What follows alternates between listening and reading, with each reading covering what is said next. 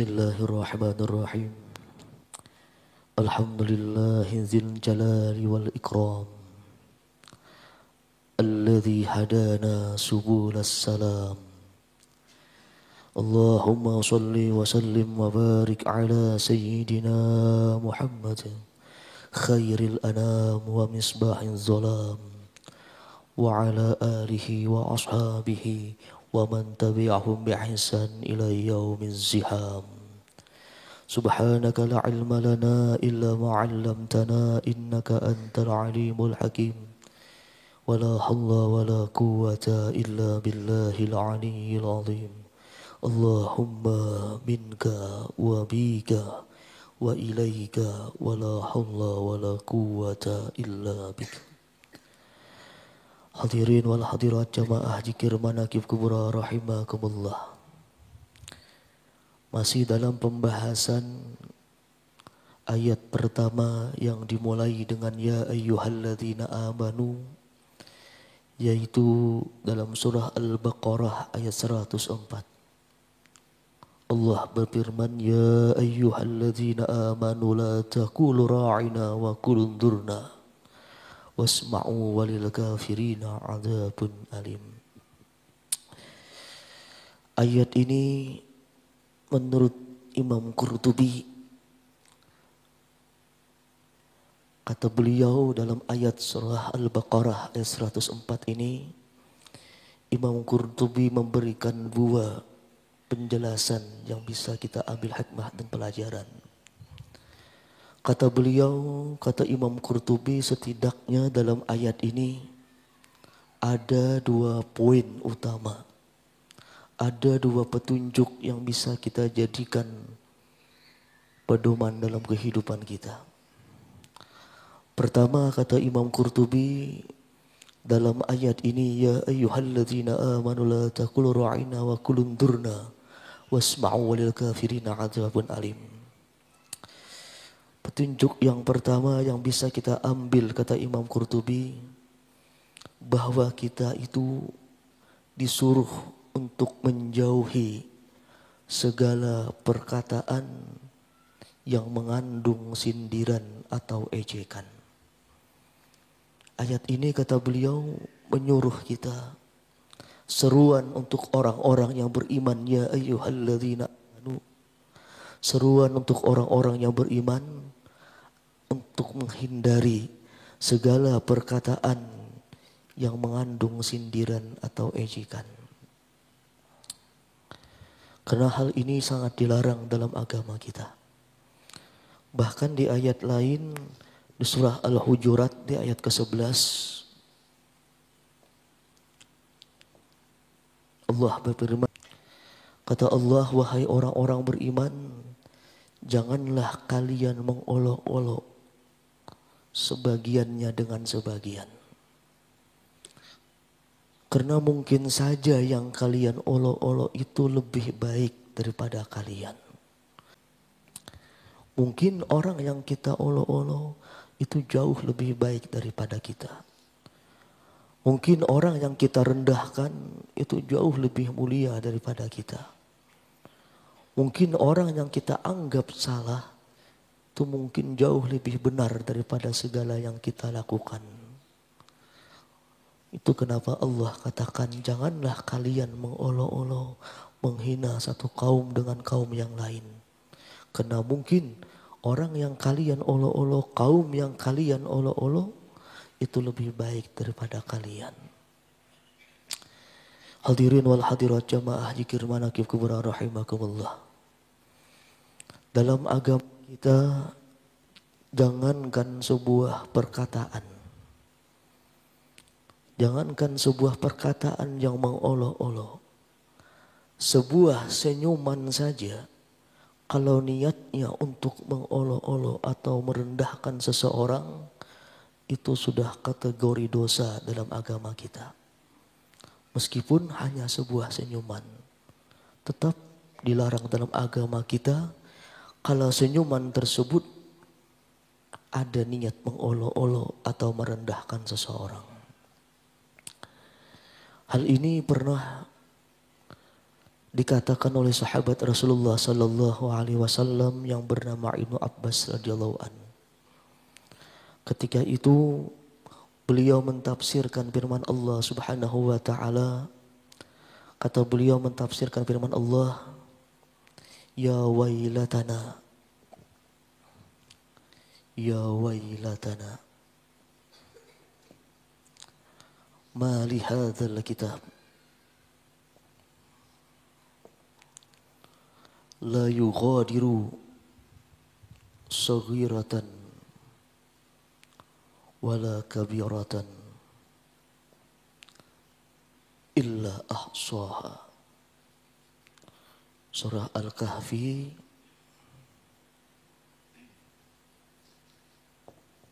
di ayat 49. Sahabat Rasulullah sallallahu alaihi wasallam yang terkenal pakar dalam ilmu tafsir yang bernama Ibnu Abbas radhiyallahu an, ketika beliau mentafsirkan firman Allah dalam Quran surah Al-Kahfi ayat 49, apa kata beliau?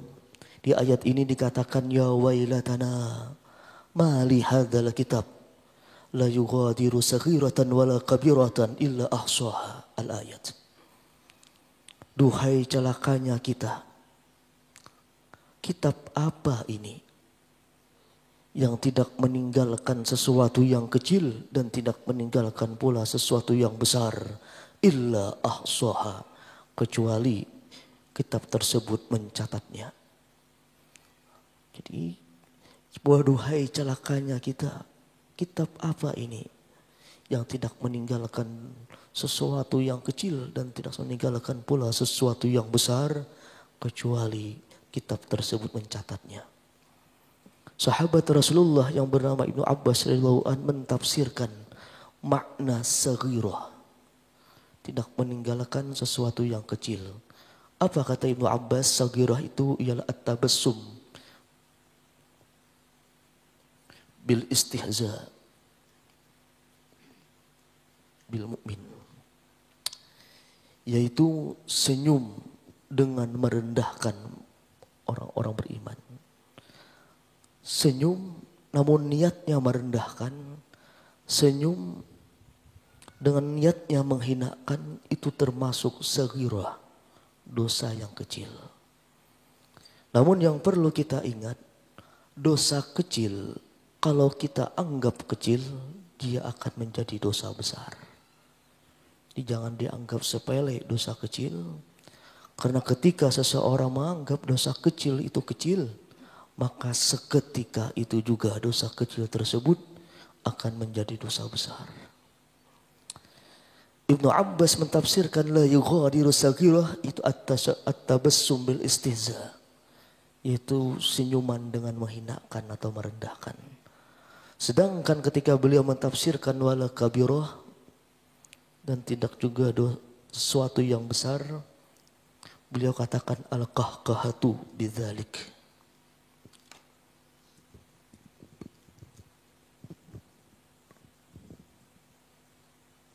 Maknanya ialah al-qahqahatu bidzalik, yaitu tertawa terbahak-bahak dengan istihza. Al-qahqahatu bidzalik, yaitu tertawa terbahak-bahak namun dengan merendahkan orang juga. Ini kabair, kabirah. Ibnu Abbas mentafsirkan saghirah at-tabassum bil istihza, sedangkan al-qahqahatu tertawa terbahak-bahak itu bidzalik, dengan demikian istihza, mengolok-olok, itu adalah kabirah, dosa yang besar. Hadirin wal hadirat jamaah dzikir manaqib kubra rahimakumullah. Tertawa terbahak-bahak ini dalam agama kita merupakan sesuatu yang tercela. Meskipun dengan niat mengolok-olok ataupun tidak. Kalau niat mengolok-olok itu sudah jadi kabirah, dosa yang besar. Namun ketika seseorang tertawa terbahak-bahak tanpa niat mengolok-olok, ini pun merupakan tercela. Ini pun merupakan tercela. Kenapa bisa demikian? Rasulullah sallallahu alaihi wasallam pernah bersabda, kata Rasulullah, man dhahika, barang siapa tertawa qahqahatan, faqad nasiya baban minal ilmi.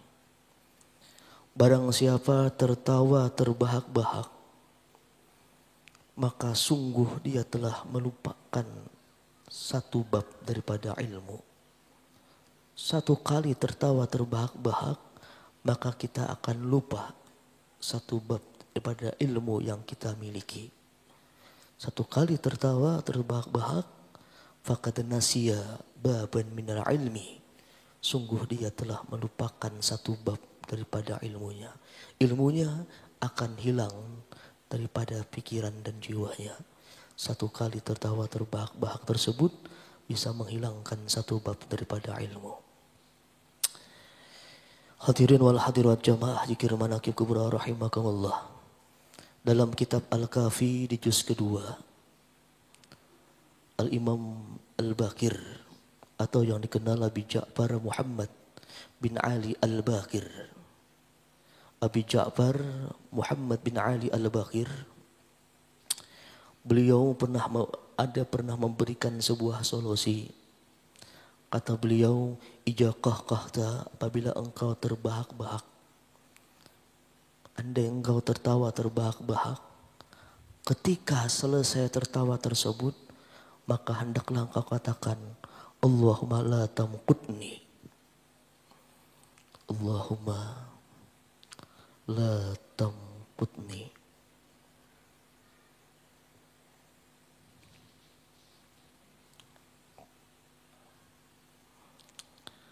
Kata Imam Muhammad Al-Baqir, beliau ada memberikan solusi.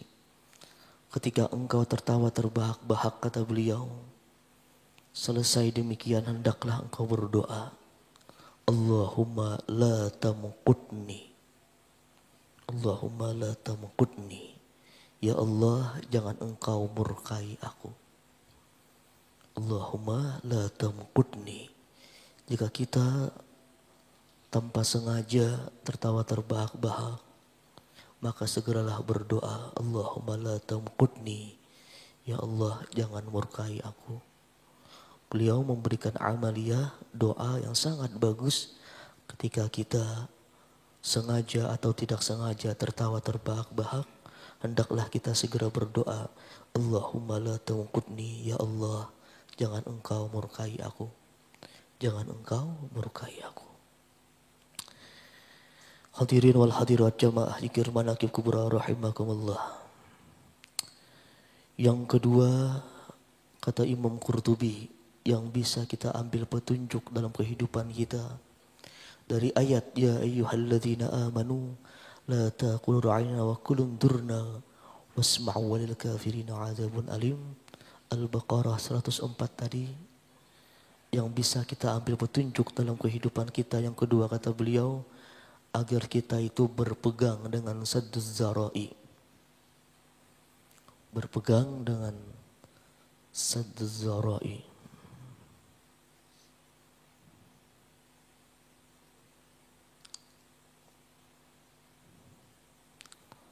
Apa sadduz zara'i ini, kata Imam Qurtubi? Kita berpegang dengan sadduz zara'i dan menjaganya. Kata beliau, maknanya bahwa sadduz zara'i ini ialah sesuatu yang sebenarnya tidak dilarang. Namun ketika kita mengerjakannya, dikhawatirkan terjerumus atau terjebak kepada sesuatu yang haram. Memang asalnya sesuatu itu tidak dilarang. Namun kata Imam Qurtubi, ketika seseorang itu mengerjakannya, dikhawatirkan terjebak atau terjerumus dalam sesuatu yang dilarang Allah Subhanahu wa taala. Dan beliau memisalkan kata-kata ra'ina tersebut. Memang kata beliau, ra'ina ini asalnya memang baik. Kaum muslimin niatnya baik. Ketika mengatakan ra'ina, maksud mereka ingin minta perhatian kepada Rasulullah sallallahu alaihi wasallam. Namun ketika dipelintir orang Yahudi dengan makna ru'unah atau kelewat bodoh. Di sini dikhawatirkan ketika kita mengucapkan hal demikian, khawatir maknanya itu rusak seperti yang dirusak oleh orang-orang Yahudi. Jadi Allah melarang demikian, itu apa? Dikhawatirkan agar jangan terjerumus kepada sesuatu yang dilarang Allah Subhanahu wa taala.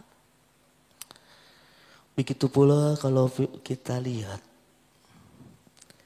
di Al-Baqarah ayat 65.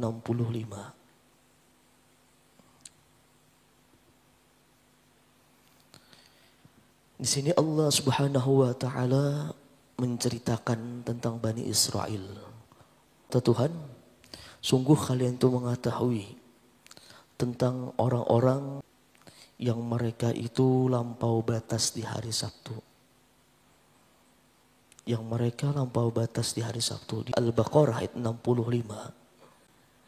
Allah memberikan pelajaran nasihat kepada kita tentang Bani Israel yang kata Allah, sungguh kalian itu tahu tentang melampau batasnya Ashabis Sabti. Yang mereka itu dilarang untuk mencari ikan di hari Sabtu. Bani Israel dilarang Allah Subhanahu wa taala mencari ikan di hari Sabtu. Namun mereka ada membuat lubang, ada lagi yang mengatakan membuat jebakan di hari Sabtu, namun mengambilnya di hari Minggu. Larangan Allah untuk mencari ikan di hari Sabtu.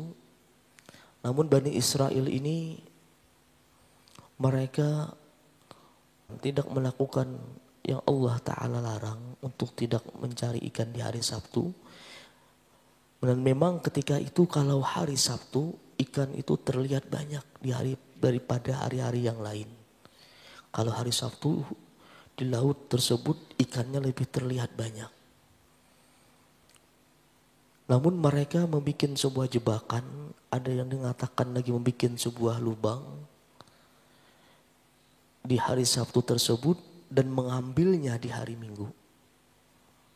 Mereka mengambilnya di hari Minggu. Perbuatan ini pun Allah Subhanahu wa taala benci. Meskipun sepintas mereka itu tidak melakukan yang Allah Ta'ala larang. Namun mereka berusaha ingin menipu Allah Subhanahu wa taala. Memang benar mereka tidak mencari ikan hari Sabtu, namun mereka membuat jebakan, membuat lubang di hari Sabtu dan mengambilnya di hari Minggu. Karena kelakuan mereka inilah Allah katakan, faqulna lahum kunu qiradatan khasi'in. Jadilah kalian kera.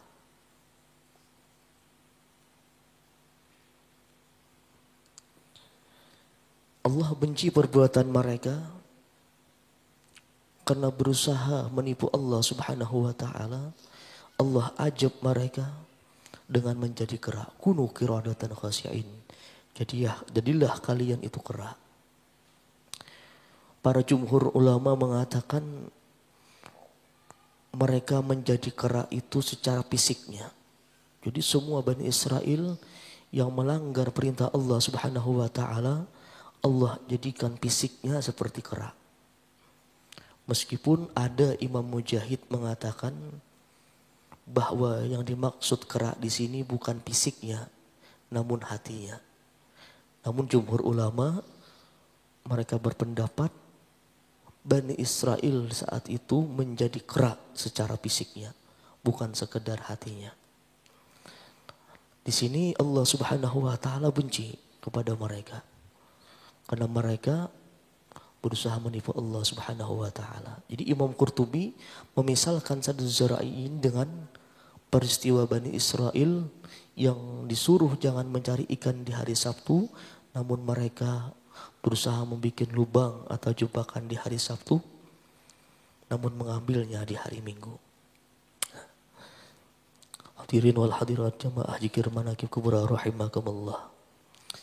Adapun hadis yang mengenai Sadz Zara'in ini bisa kita lihat dalam Sahih Bukhari dan Muslim, riwayat daripada Nu'man bin Bashir.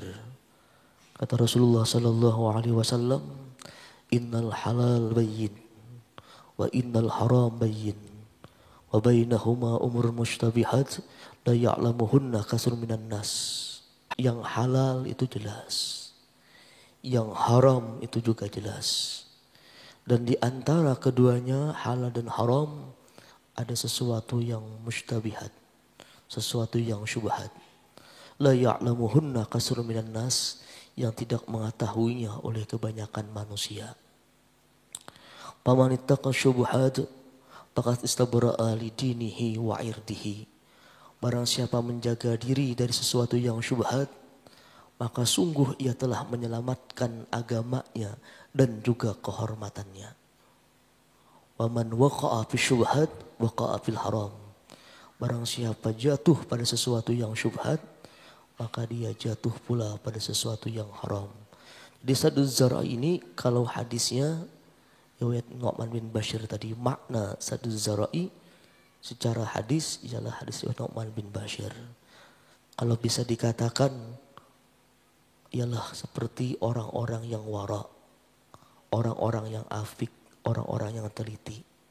Itu Saduz Zara'i, orang yang bisa demikian, orang yang Allah katakan itu orang yang wara atau orang yang apik, agar jangan terjadi sesuatu yang haram, dia menghindarkan hal demikian. Hadirin wal hadirat jamaah zikir manaqib kubra rahimakumullah. Rasulullah sallallahu alaihi wasallam itu pernah menceritakan yang diriwayatkan oleh Abu Hurairah radhiyallahu an.